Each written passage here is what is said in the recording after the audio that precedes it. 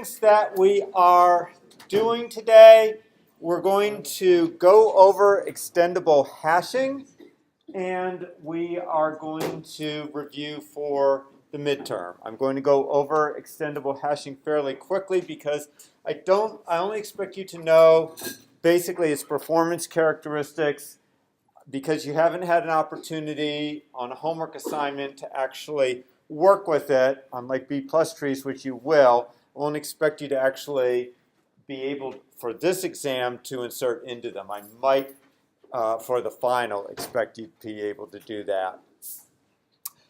So I will start into extendable hashing. Then when I get to the review portion of the exam, I'll talk a little bit more about the exam characteristics then. So one thing I wanted to clarify from last time, because I had a question about this and I realized it had been a bit sloppy. With B+ trees, when it says it's of order n or order m, what it means is it can have each node, each interior node has a max of m children. And I was a little too cavalier last time with using children and keys interchangeably. It means that it has a max of m-1 keys. Okay, so you have m pointers and m-1 keys. So I wanted to be clear on that distinction. Okay, so as I said at the end of last period, with extendable hashing, or with B+ trees, we still have more than 2 levels. And we would like to be able to hold the number of levels in the index to 2. And hashing seems to provide such a mechanism. If you think back to your days of hashing, especially with separate chaining, you would have keys hashed to a certain index in an array, say 3, and then 3 would point to a linked list which contained all the keys that hashed to location 3. So if you think of this linked list as actually just being contained in a disk block, and you read the whole disk block, it seems you might be able to achieve this goal of having only 2 index levels. And then each of these keys is going to have to, in a block, they're just going to be physically co-located. And each of these keys is going to point to a tuple. So there would be actually a third block access, because you actually have to get to the tuples, which are presumably organized in a B+ tree on some other attribute. So you have 1, 2, 3 disk accesses most at max.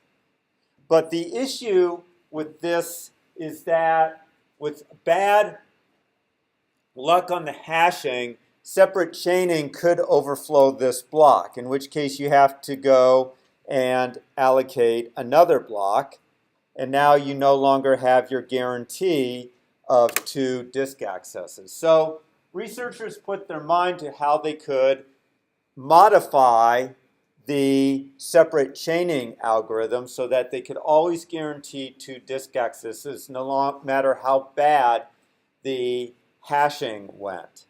And they came up with an idea called extendable hashing. And the idea with extendable hashing is that you still have this top-level array, which now is on disk, and all the blocks in it are contiguous.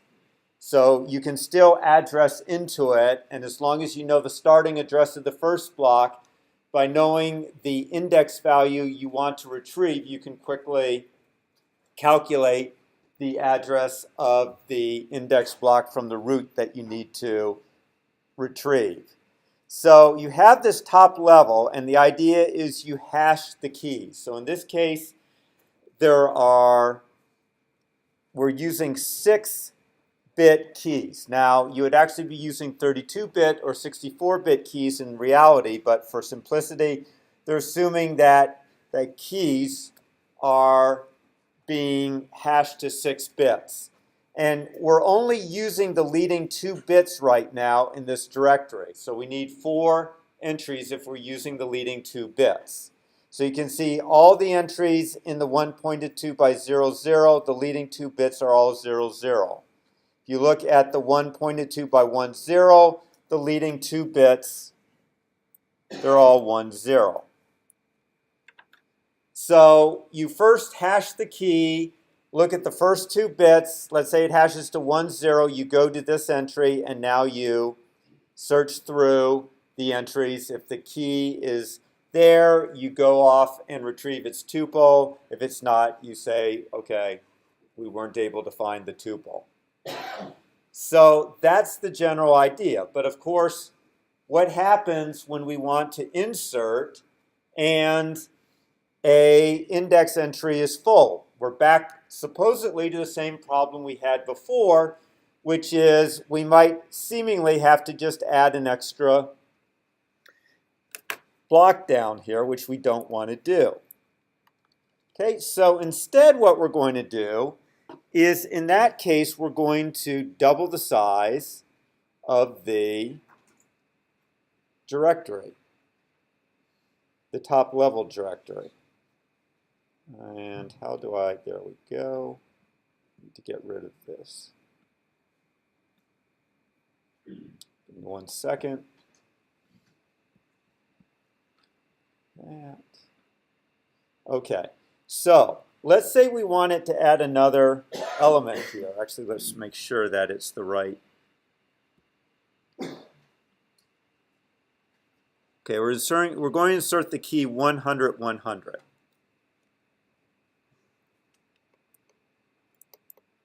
Okay, so which of the blocks does that actually hash to?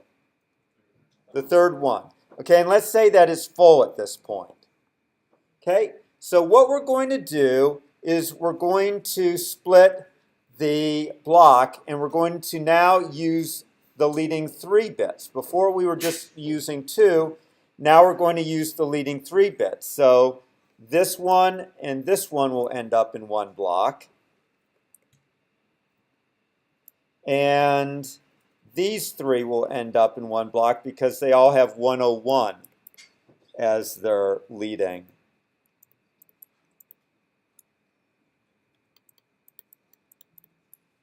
Okay, so we'll now have 2 blocks, and we'll be considering the leading 3 bits rather than the leading 2 bits.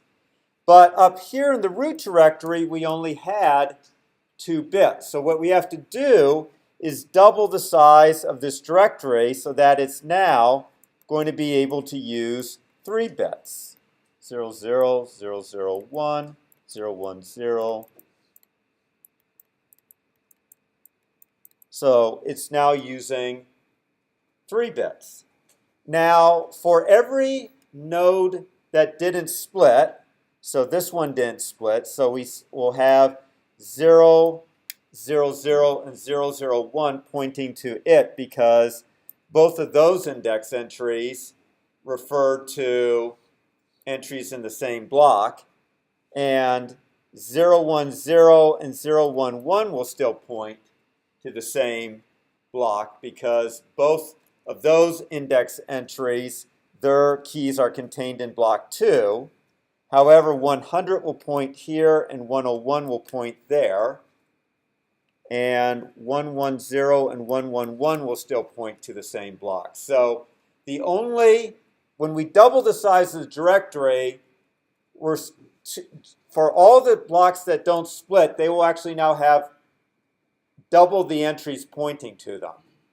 And you'll see here, we keep track in each leaf of how many bits we're using. Okay, so here in the split nodes it's 3, but in the non-split nodes it's still 2. So there's 2 important numbers. D is the number of leading bits in the root directory.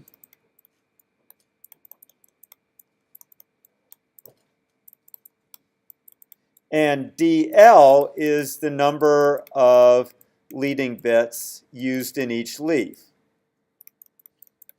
And each leaf is going to keep its own number because it can vary.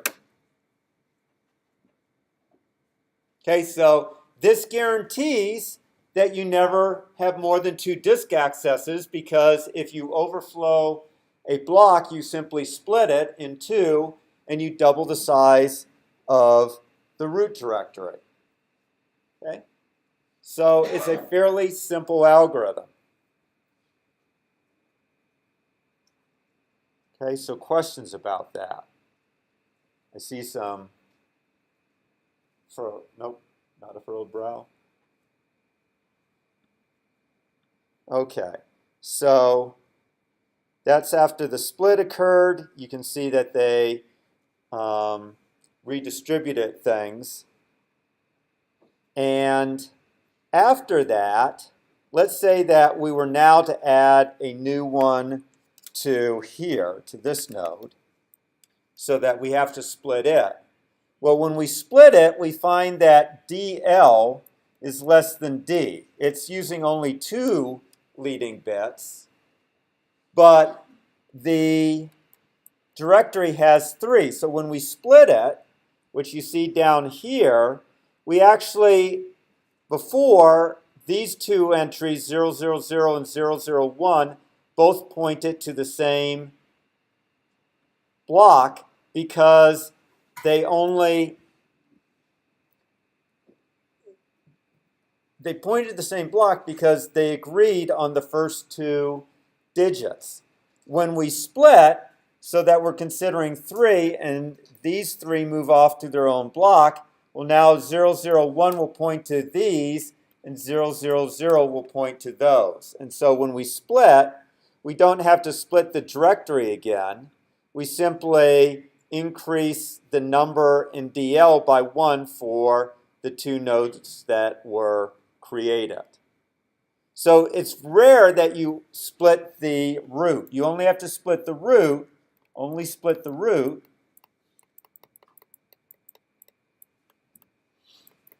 if D is equal to DL.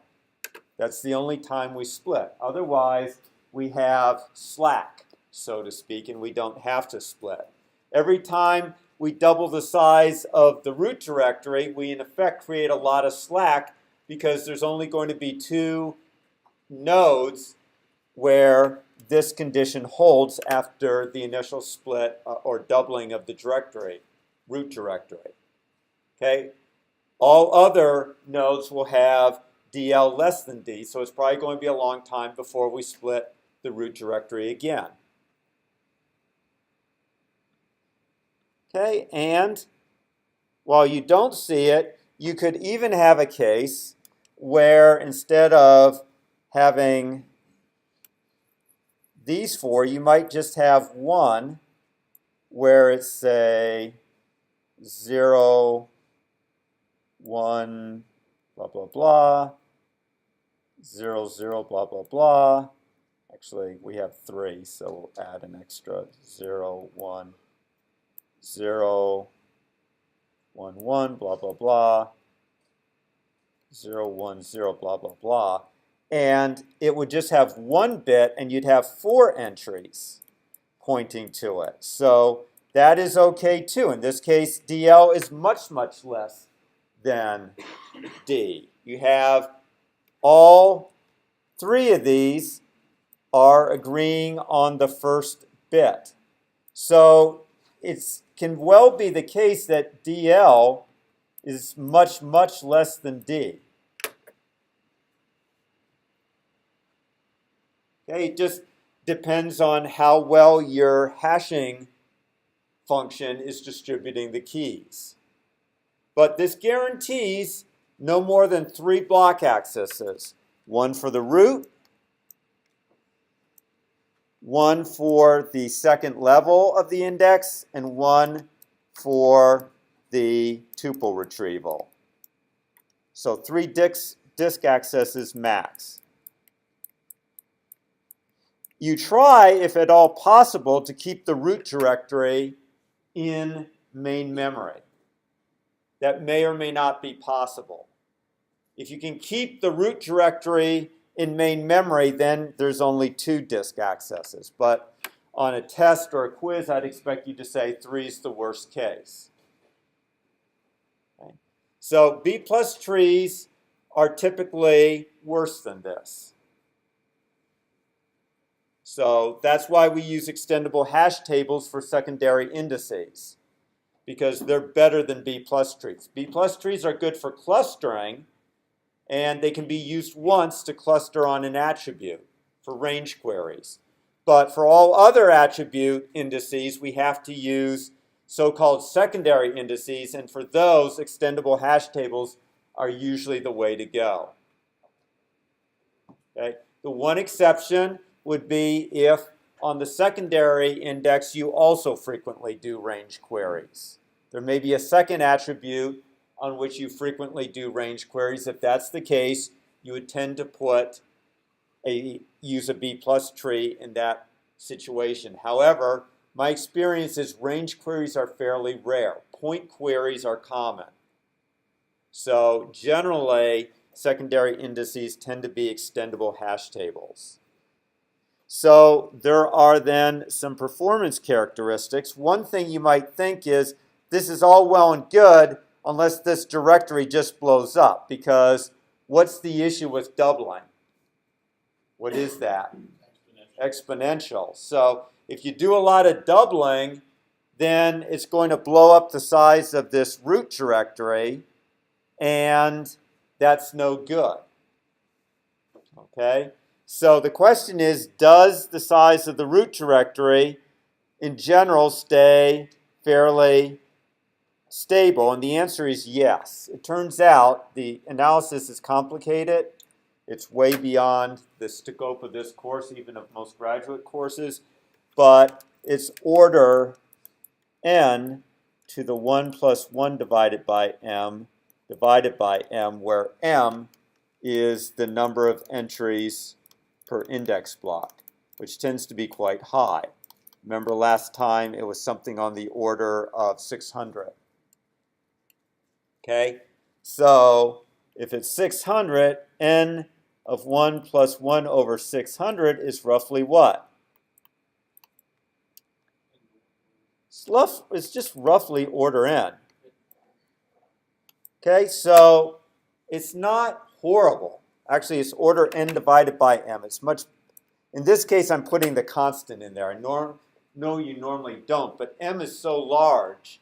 In this case, that constant is important because it means the size of the directory is probably about 1/600th the size of the file. That's not bad at all.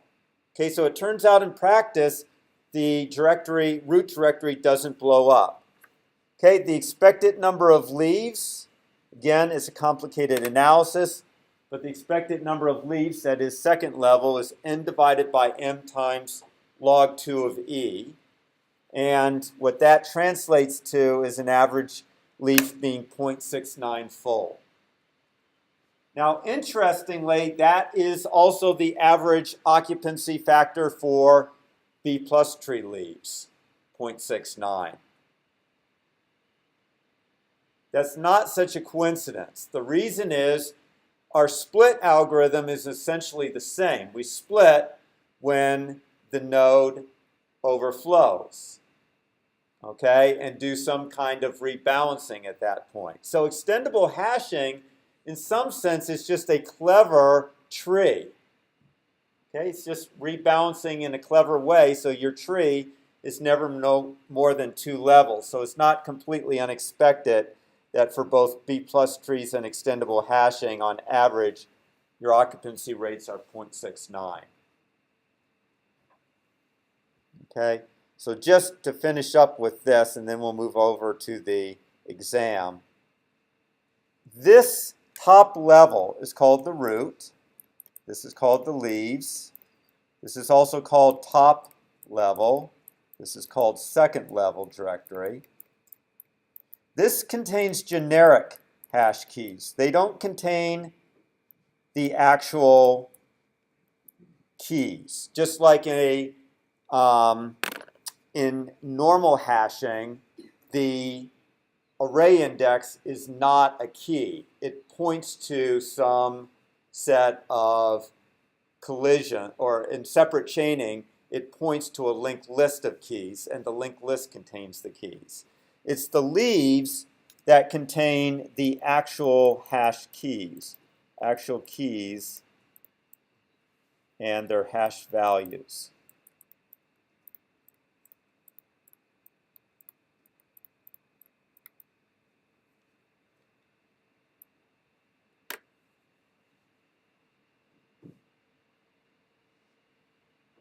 Okay, actually, you might not need to keep the actual key, but for the moment, I'm assuming you do. And then the leaves, each entry points to a block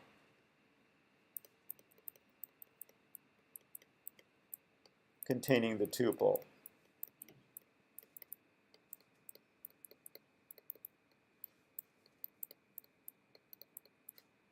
And actually, you probably do need to store the actual key as well as its hash value. Does anyone know why? Why can't you just store the hash value, the hash key? For when there is a hash overlap. Yep, so you can get hash duplicates. They're not showing hash duplicates here, but you can get hash duplicates. And if there's like 5 keys that hash to the same value, you don't want to do 5 disk accesses to figure out which one corresponded to the key. That totally blows that 3 disk access rule out of the water. So you're going to have to also store the actual key as well as its hash value, because you can get duplicate hash keys. Okay, we're not going to worry about deletion, just insertion. Any questions about this? Okay, so the important thing is it ensures 3 disk accesses, no worse.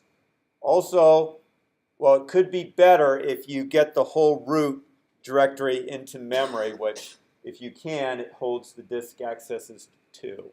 But the worst case is 3.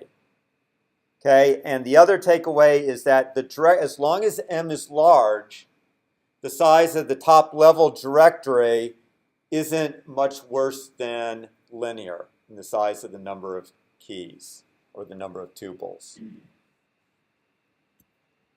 Okay, so let's move on to the exam. And I will post these notes afterwards, but the exam is going to cover everything that we have covered to this point. So it obviously should be on all the database stuff, including what we just covered on extendable hashing. Okay, so if you go to exams, there is a sample midterm there, and it's very similar to what I will be asking. So there will be a set of multiple choice questions, and those multiple choice questions will both test your knowledge of basic facts. So for example, extendable hash tables have an advantage over B plus trees for what type of query? Point query. So that's testing your knowledge of basic facts, okay? Here's another one. If a B plus tree is used as cluster index for a file, what is the worst case number of disk accesses that will be required to access a record from a relation? Answer? Log m divided by 2n. So that's testing your basic knowledge. Okay? But here I'm testing something else. Here is, I'm asking that I'm giving you a relation, and I'm asking, should a secondary index be placed on course number? And there, I'm giving you a range of possibilities and with reasoning. So not only are you answering yes or no, but you have to know the reason. Okay? And by the way, you can't answer this without knowing what the section relation is, but the point is, now I'm testing your ability to apply my guidelines for indexing. It's not enough to simply know them in this case. you need to be able to apply them in question 4 and also in question 5. So there are going to be multiple choice questions that test your ability to apply your knowledge. Okay? Here's one again where you're applying your knowledge. It's saying, what is the meaning of this SQL query? So you have to be able to read the query and figure out its English language meaning. You can't just rely on your knowledge of facts for this. You'll actually have to be able to figure out what's going on. So you need to be able to read queries and interpret them. And in a moment, I'll be going over what I expect on that. Okay. Okay, here I'm asking for the English language meaning of a relational algebra query. So I can ask questions that test your knowledge of being able to apply your knowledge even in a multiple choice question. Okay. Here I'm asking you to identify what kind of trap is occurring in this ER diagram. Remember, I said I don't expect you to be able to avoid a trap when you create an ER diagram, but I expect you to be able to recognize one if I tell you that there's a trap in the diagram. Okay? Does anyone know what kind of trap there is here? It's a chasm trap. It's not a fan trap because there's a directed edge, a directed path from branch to property for rent, and the other two are just nonsense. But this is a chasm trap because there's a 0 right there. So even though there looks like there's a path from branch to property for rent, there could be a 0 right here which removes the staff member from this path. Okay, so I'm able to ask questions that force you to apply your knowledge. Then there are, so here's one with, I give you normalization, and I give you a question related to normalization. And you can see I'm looking for update anomalies, insert anomalies. Then I'm asking you to find the functional dependencies. So I can very much create problems and make you apply your knowledge. Then there will be some more open-ended questions that let me see how much you can recall. So multiple choices recognition memory. Recall makes you, can you recall syntax? So you will be writing SQL queries involving joins, probably. I won't make you write queries involving subqueries. I will make you write queries involving joins and expect you to use a join. If you try to use a subquery, you'll probably get a 0. I expect you to know how to write a query using a join. Okay, the CS565 students will get somewhat more complicated SQL queries to answer. Okay.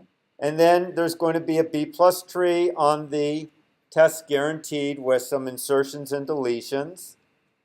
And finally, there's likely to be a ER diagram on the exam.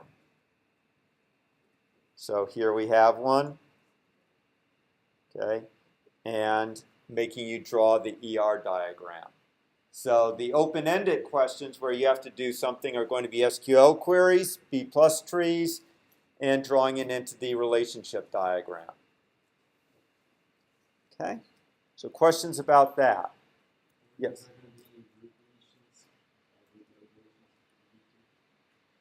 Possibly. That certainly deletions involving splitting interior nodes and roots are more interesting than ones that don't. Okay, so you certainly, if I were you, would be making sure I knew how to do deletions involving splitting to a new root and where the root disappears. Yes. So.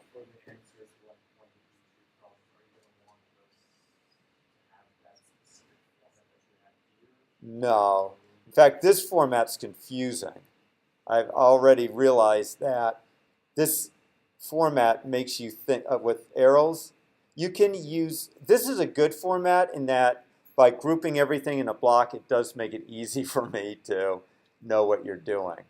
So yes, I guess I do. If you have all your nodes in a, I want you to put like a rectangle or oval around all the keys in something.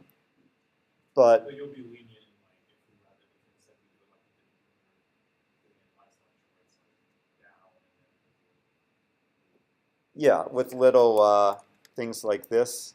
yeah. Yeah, absolutely. As long as I can read it, okay, and figure out what you're doing, I'm fine. So that's all good.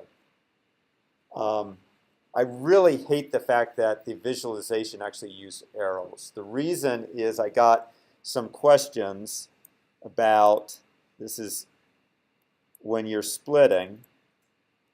So let's say that you need to split this node. And some people are saying, well, why can't I borrow from this node right here? It's a neighbor. No, it's not. Okay, only siblings are neighbors.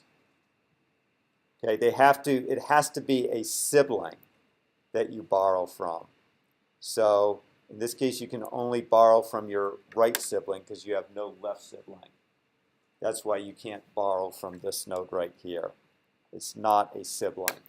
It's not even a neighbor.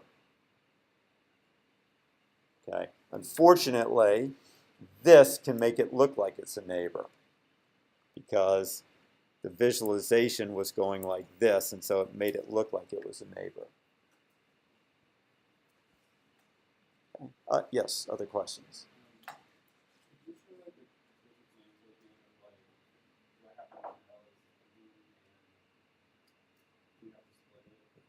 Yes, okay, so if L is even,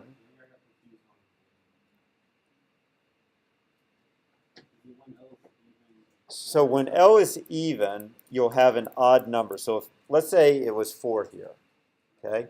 So L is even. Now I add, let's say 0070 to this one.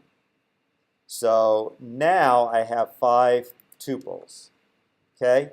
I said put the extra tuple in the leftmost node. So when I split it, these 3 will go to 1, and 60 and 70 will go into the other one.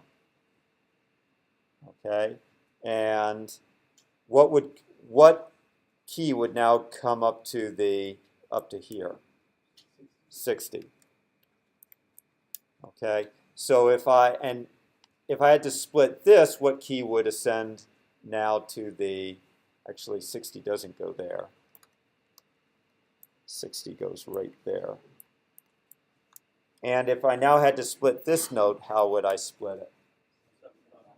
75 would go up. Now, again, let's say that it could hold up to 6 keys, so it's not going to split yet. But later I add 0, 600, or let's say 700 to here and have to split it. Based on what I told you last time, which key would go up? 75, because if there are 2 middle keys on an even split, I expect you to promote the leftmost one. Okay. Is that enough explanation, or do I need to? Okay.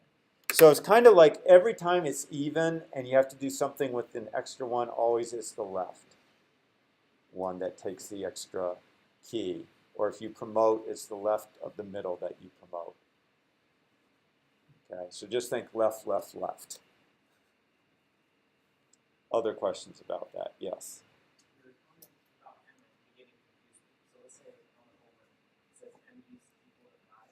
Yes.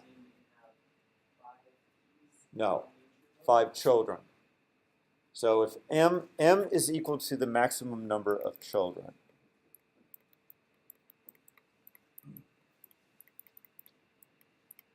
if you have m, you can have m minus 1 keys.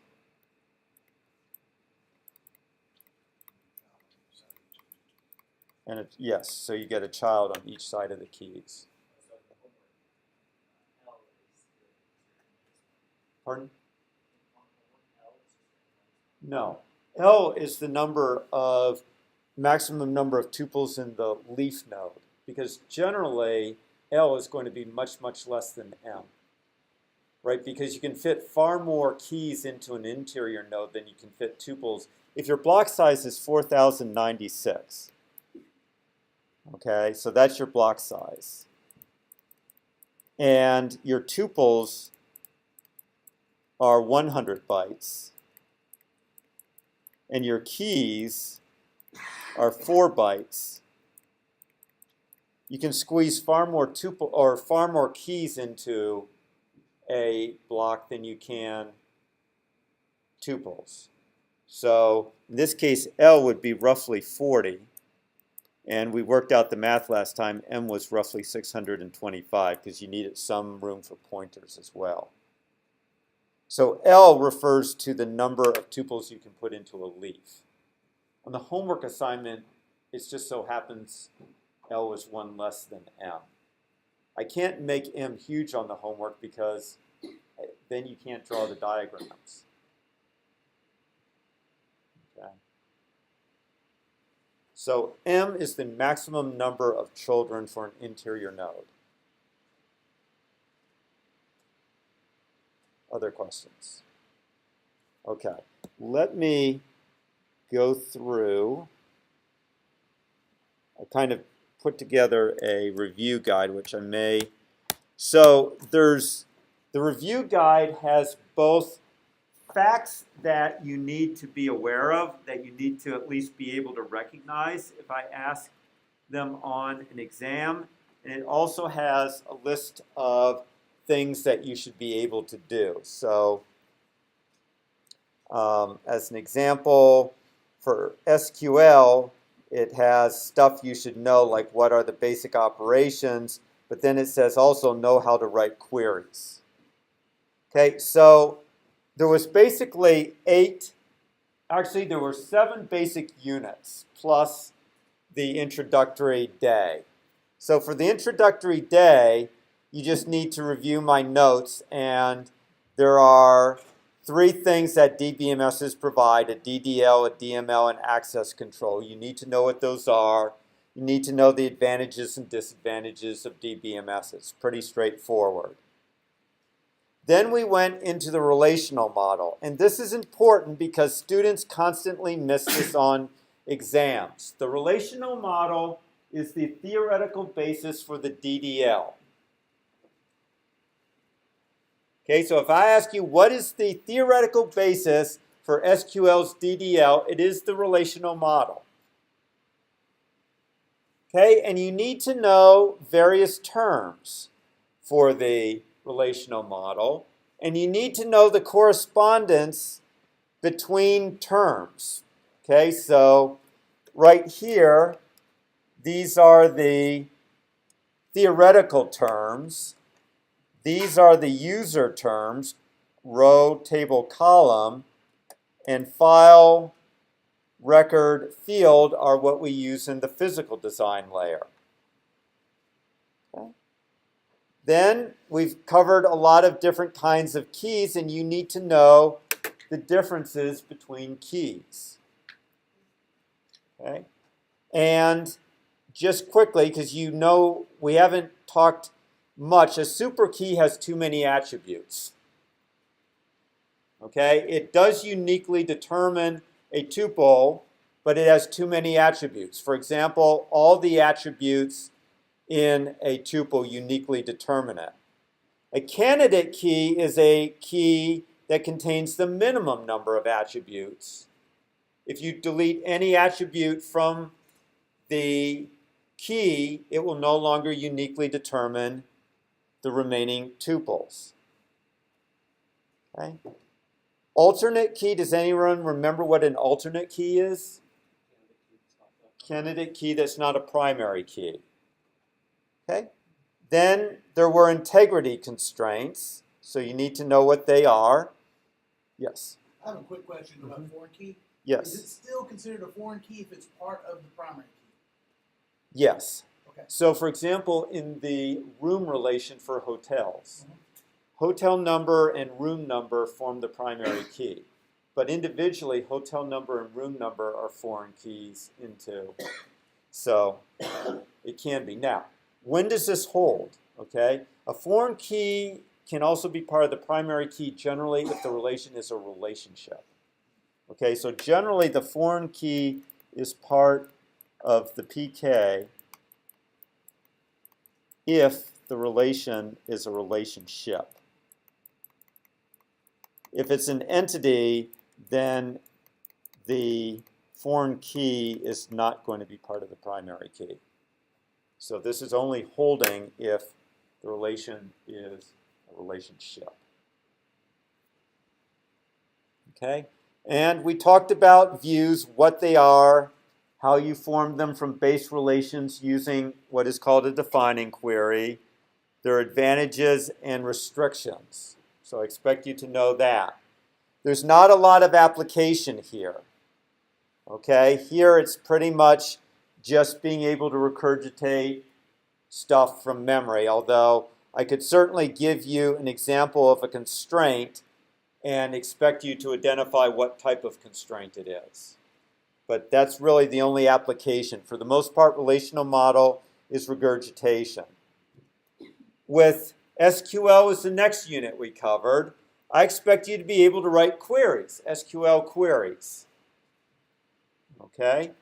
And so you need to know all the syntax. Where, you need to know the Boolean operators, relational operators, in, between, like.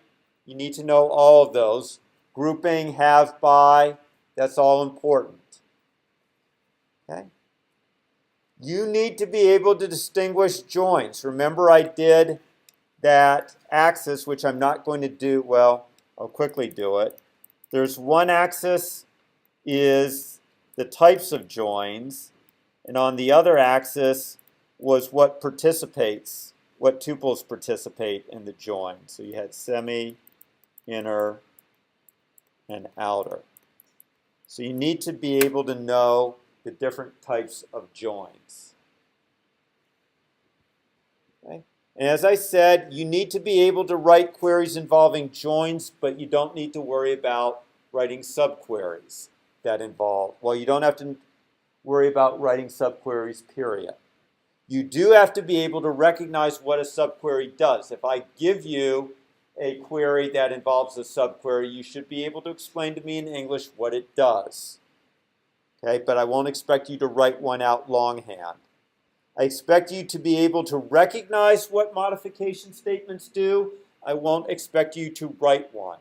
So you don't need to memorize the syntax.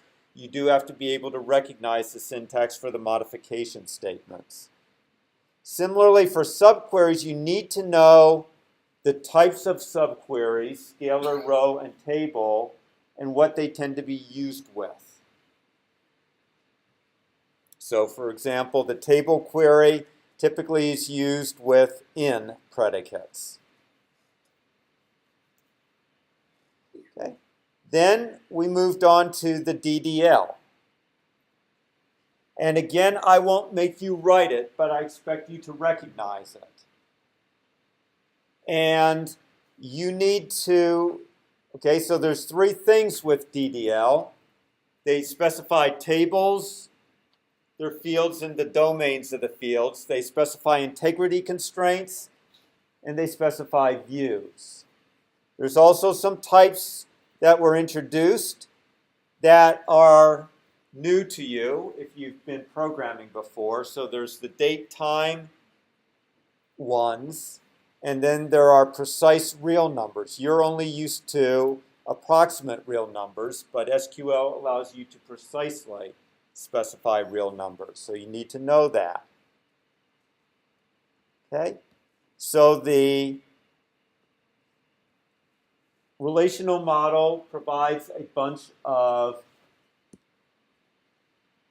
constraints, and the SQL DDL allows you to specify those constraints. You need to be able to, if I give you a constraint on a multiple choice question or a description of a constraint and write out, and I've written out several choices showing how the constraint would be expressed, you should be able to select the right answer. Okay, similarly, you should be, if I tell you I want a certain type of view, I'm not going to require you, well, actually, if you're a graduate student, you should be able to write views. If you're an undergraduate student, you only need to be able to recognize how to create a view. You won't have to write a query to create a view. But if you're a graduate student, you might have to write a query that creates a view.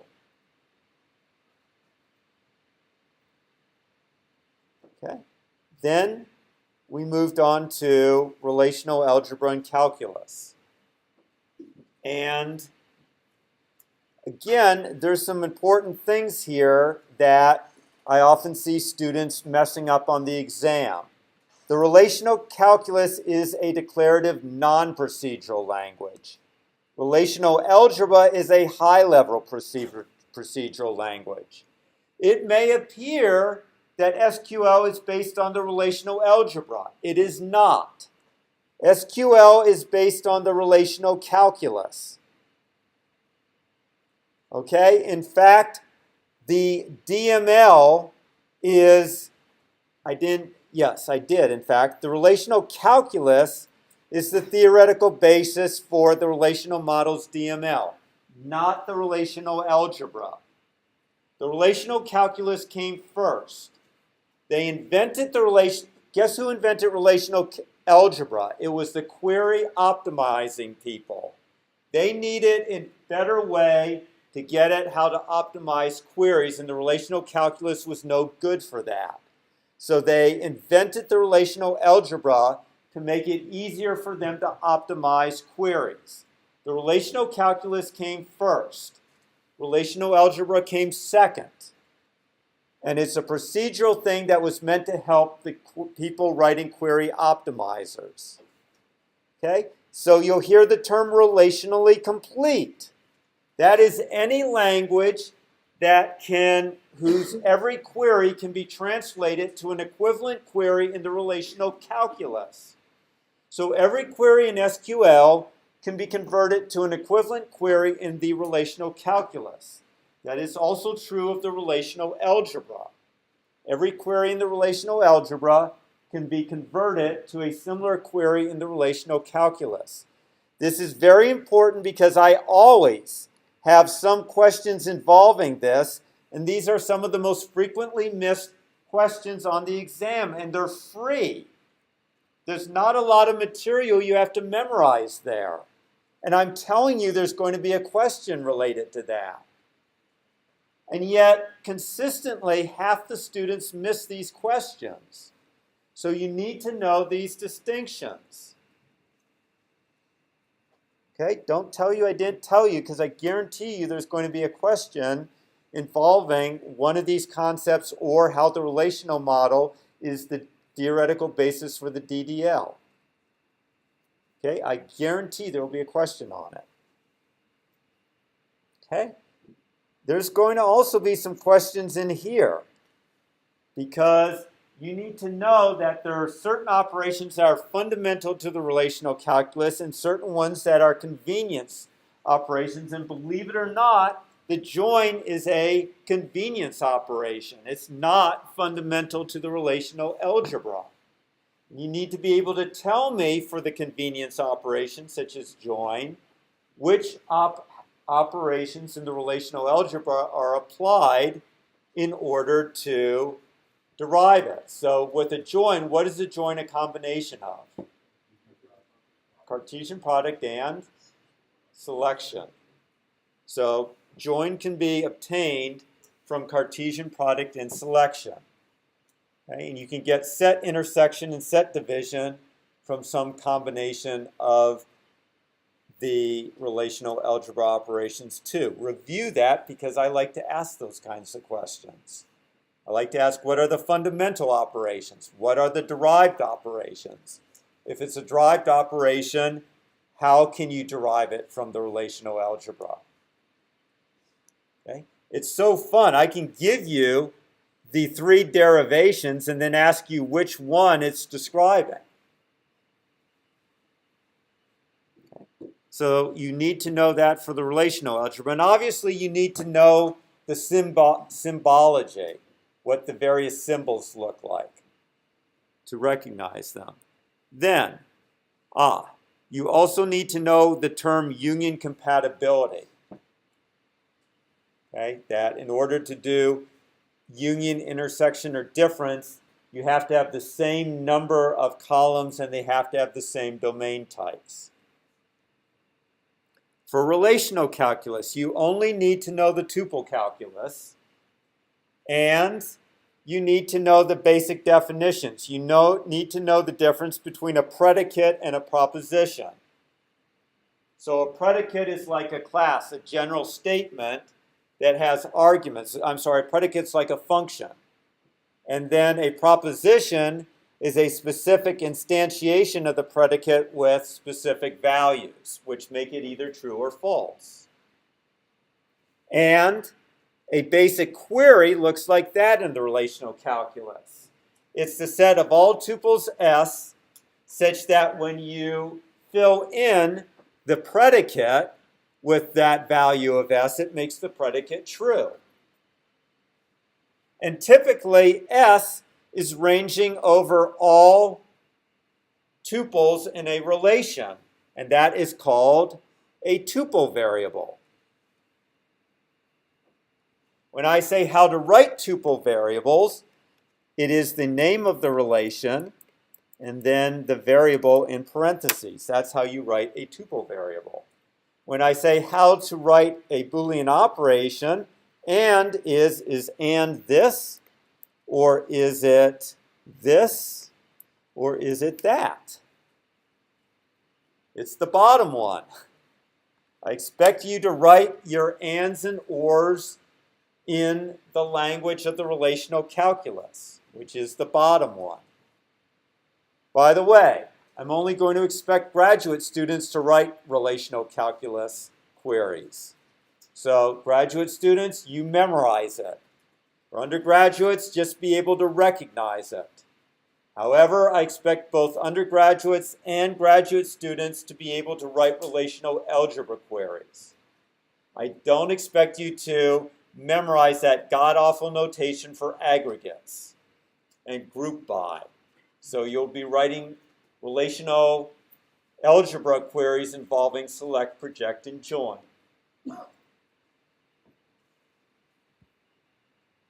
Okay, that's both undergraduates and graduate students. I don't expect either of you to remember the god-awful notation for relational algebra for aggregates and grouping operators. Okay? Now,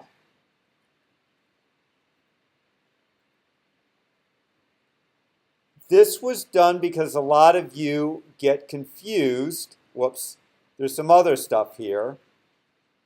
So there are only 4 basic things in relational calculus: tuple variables, Boolean operations, and the existential and universal quantifier. Now I know they give you a lot of trouble, but there are only 4 things. Okay, and you have to know the difference between free and bound tuple variables.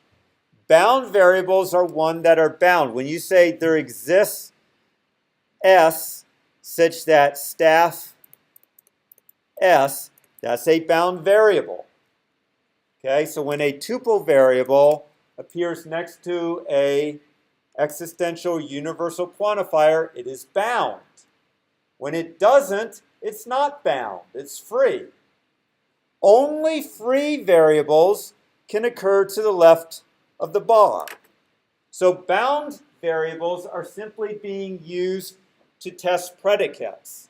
Free variables are, we want to get their attributes returned in the result.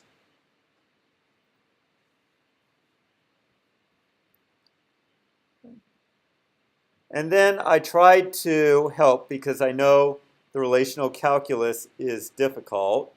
In fact, you really only have to worry about these 3. So for the where clauses that don't involve joins, you're typically just using the Boolean predicates. Joins have to be done using the existential quantifier. Okay, they're like subqueries. In relational calculus, there is no explicit join. The way you get joins in the relational calculus is in effect with subqueries using their exists quantifier. And then when you're writing integrity constraints, they typically involve the universal quantifier. So you're saying for all tuples, you want something to hold. Or you're saying there can't exist something. So for example, you might say for all staff, there does not exist a staff member that has more than 100 properties they manage. So that's the basic mapping of relational calculus to relational algebra SQL queries. And the reason you need to kind of know that is because these are application areas. I expect you to be able to write relational algebra queries. Graduate students need to be able to write relational calculus. So this is grad only. I expect both to be able to convert SQL, relational algebra, and relational calculus queries to each other. You did it on the homework. I expect you to be able to give English language descriptions of them. But I will give you the English language description. You only have to select among them. Okay? From there, by the way, you can interrupt me at any time. That was certainly the hardest unit. Then we moved on to design. Okay, so ER design is top down, is entity relationship.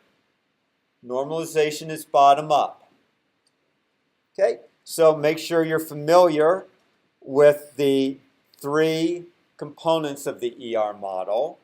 Make sure that you know the definitions of the various types of attributes. When you draw your ER diagrams, make sure you do this. Because remember, I guarantee that you'll have an ER diagram. Make sure you use action verbs and don't repeat names. If you do, you'll lose points. Okay, and on every exam, someone ignores this and they repeat names. Has being the most likely name to be repeated. You do it, I guarantee you'll lose points. Okay, here's something else that I get on every exam.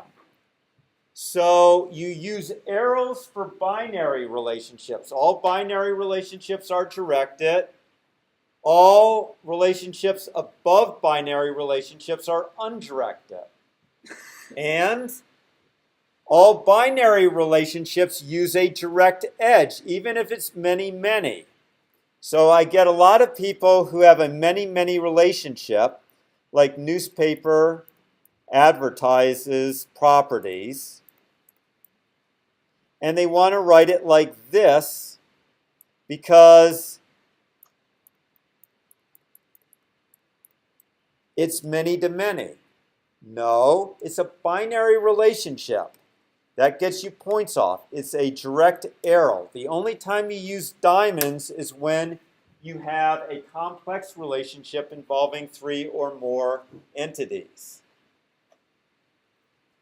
Okay, so make sure that you adhere to those things. And then finally, if you have a recursive relationship, make sure you name both sides of it.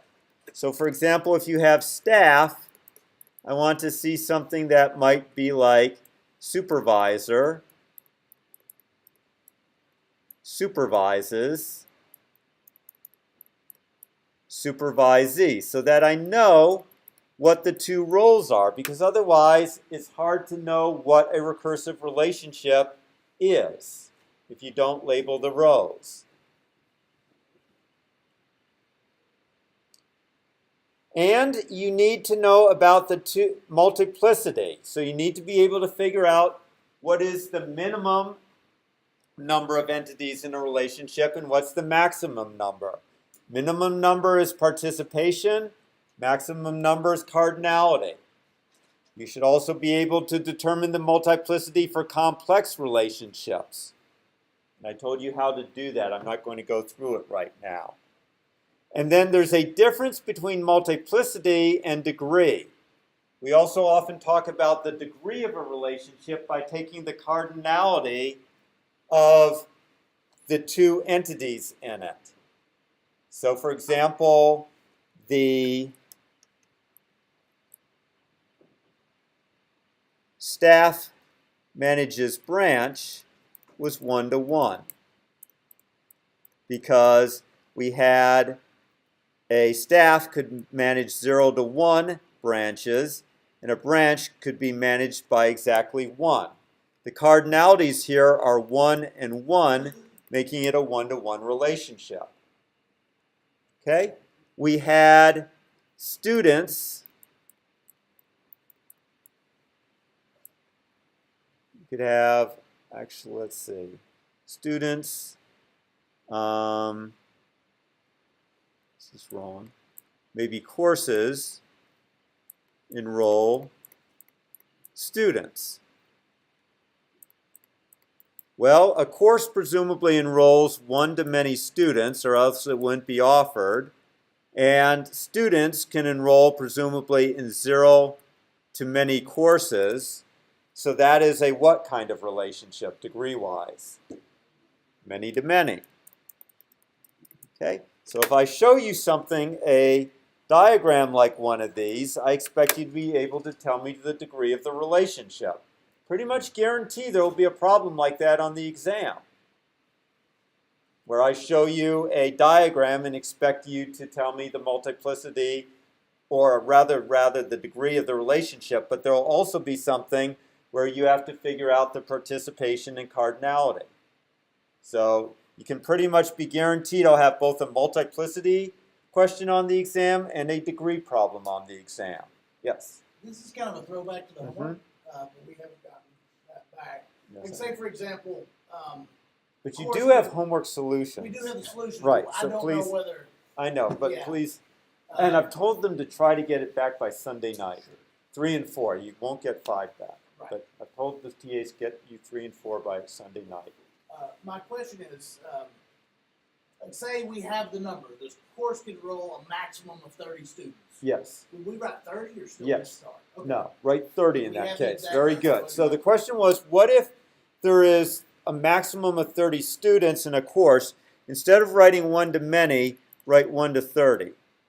Because I guarantee you I'll give you the option of writing 1-to-many or 1-to-30. So it's, yeah, good question. Is that Yes. the same for the degree? Because we had a quiz question where the answer was like 12 or 15, but we still couldn't. Not for degree. For degree, you don't, I've not seen it written as like star 12.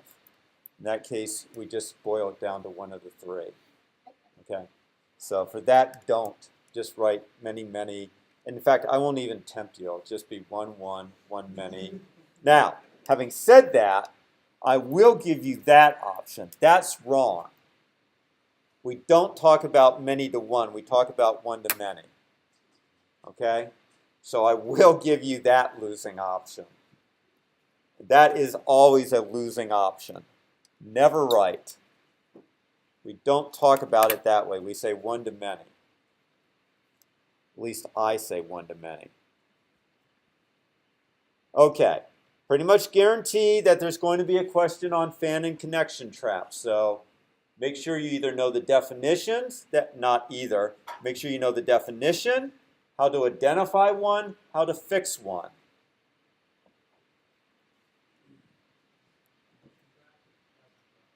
Both fan traps and chasm traps. You need to know both. They're both traps.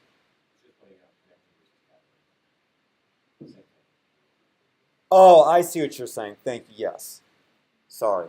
Connection trap is a chasm trap. Thank you. Thank you. I see what you're saying. Chasm. I need to fix that. But connection traps are chasm traps. I will not use the word connection. It is a chasm trap. Okay. Need to be able to draw an ER diagram from a case description. I will guaranteed give you a set of relations and ask you which ones represent entities, which ones represent relationships, and possibly which ones represent multi-valued attributes.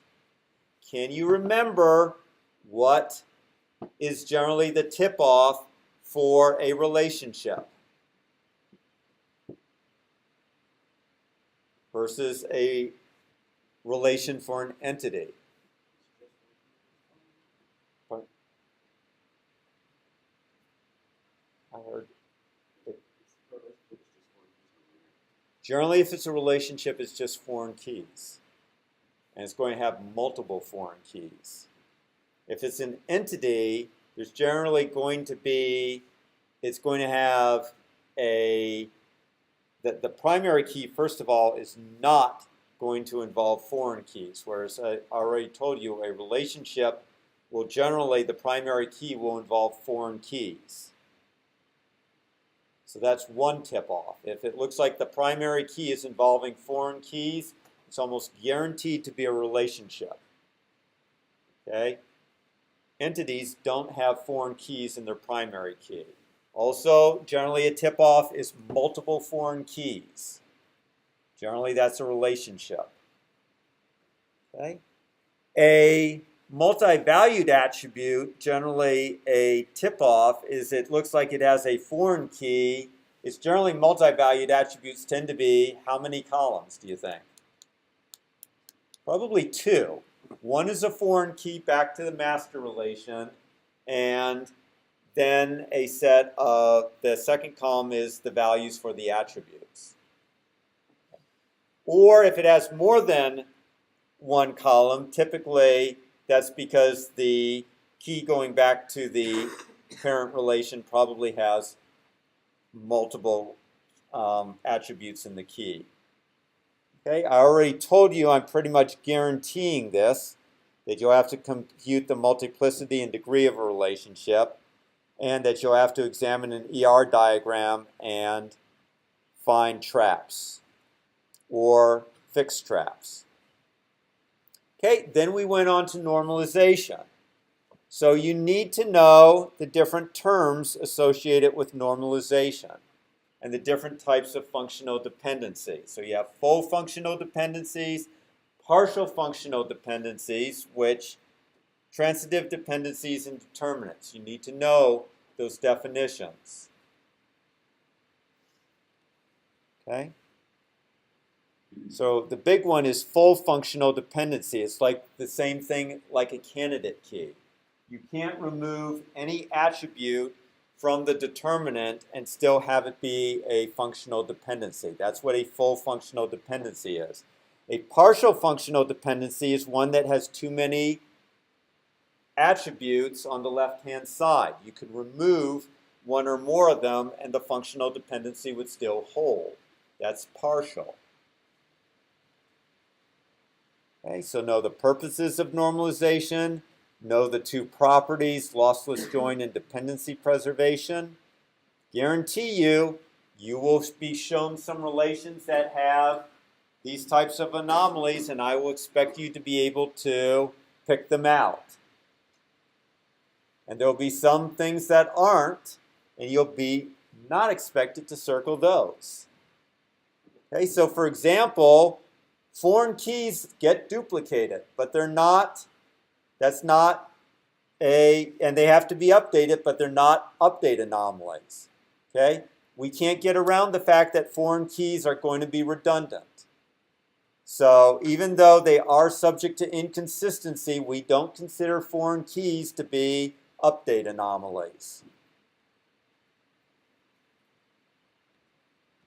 Okay, then you need to know the different types of normal forms, what their definitions are. And you need to know how to go between each of them. Of course, there's no way I'm going to give you something in 0th normal form and have you take it to 1st normal form. It's just too easy.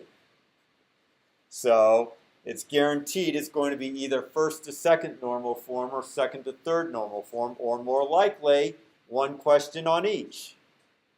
And it's guaranteed you're going to have to do it. Okay, I guarantee there's going to be a question that forces you to go from 1st to 2nd normal form, and one that goes from 2nd to 3rd normal form. So look at the sample exam and look at how I wrote the question, because it's going to be the same form on the midterm. Okay? It's not going to be an open-ended question. It's going to be one that's part of a multiple choice. Okay?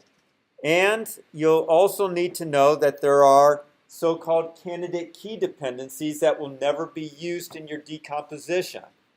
So there's partial dependencies, transitive dependencies, and candidate key dependencies. The candidate key dependencies are one where the determinant is a candidate key, but it wasn't chosen as the primary key. The dependency will still be preserved in one of the relations, but it's not used in the decomposition. Okay, so this is just regurgitating what I told you. I guarantee you that all three of these will have questions on the midterm. Guaranteed. 100%. You can take it to the bank that there will be a question on each one of those on the midterm. So look at the midterm from 2016 to see how I phrase those questions, because guess what? Pretty much going to phrase them the same way. Of course, I'm not going to use the same case, but it's going to be the same thing. And then finally, physical design. So again, you need to, with physical design, you need to know the basic terms. And then in terms of application, you need to know how to apply the tips for indexing or not to index to make a decision on a particular attribute and justify it in a multiple choice question. For B+ trees, I guarantee there will be a question where you do some insertions or deletions and there will probably, well, again, I will guarantee there will be questions on the performance characteristics of extendable hashing in B+ trees. So you need to know the maximum number of disk accesses for both. You need to know roughly how big the directory size for extendable hashing can get. Okay. And again, on a test, if I ask, what is the maximum number of disk accesses? I'm assuming nothing is cached in memory. Okay? So, that's it. I will see you Tuesday. Good luck. And after that, we'll be moving into scripting languages.